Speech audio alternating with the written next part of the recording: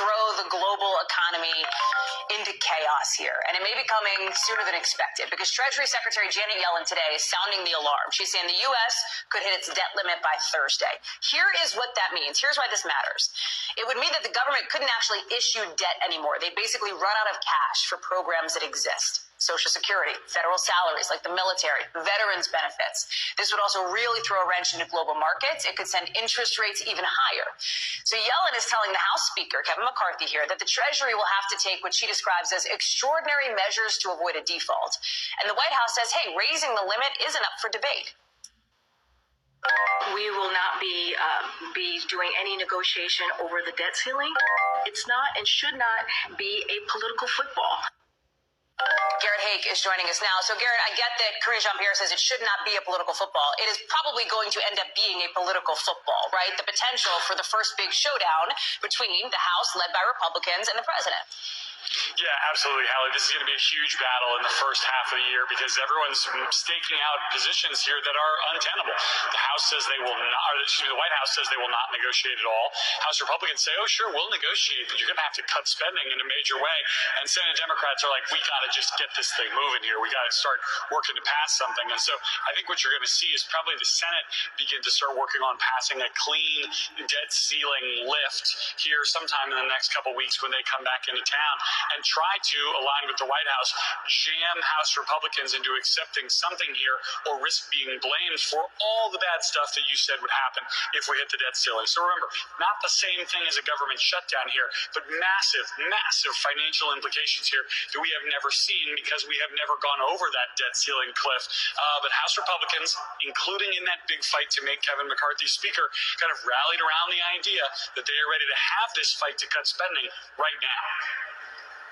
Talk about the consequences here, because can I just be real? Like, normal people who don't live and cover Washington every day hear debt limit and you're like, nope, no thank you. I'm going to go change. This matters because there are like real consequences here that matter for, like, if you like money, you will care about this.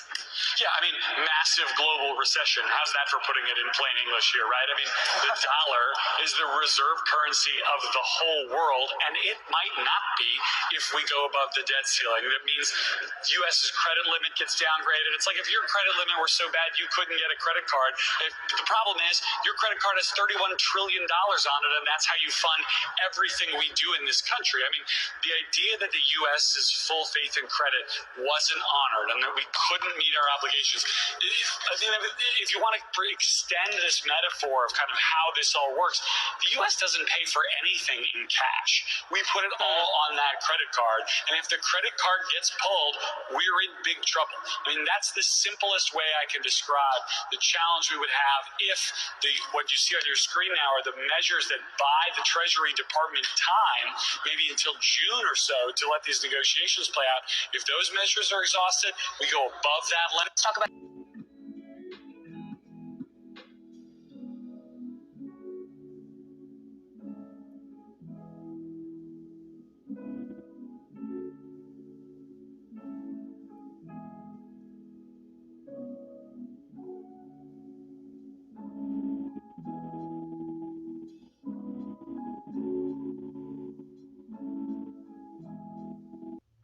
See right there at the White House, we do have breaking news on the debt limit. Kayla, what do we know? Well, Scott, Treasury Secretary Janet Yellen just wrote a letter to leaders in Congress saying that beginning next Thursday, January 19th, the United States will be reaching its statutory debt limit of just more than $31 trillion, at which point it will have to start taking what it calls extraordinary measures to conserve capital at the federal governmental level to avoid a default on debt. To do that, Treasury is going to be withholding some investments from retirement funds for postal service workers as well as other federal government employees. And Secretary Yellen says that as soon as any such deal on the debt ceiling is reached, that those investment accounts will be made whole. A senior administration official tells me that the White House believes that negotiations on a potential debt ceiling deal would begin in earnest after the tax season deadline in mid-April, at which point Treasury will know exactly what tax receipts have come in, what revenue looks like, and exactly how much time will be left on the clock bloc, at which point they'll be able to begin negotiations with Republicans in Congress about exactly how a deal could come together. Secretary Yellen says that the U.S. will be able to maintain these extraordinary measures until about early June. We'll see how that goalpost moves in the coming months. Scott?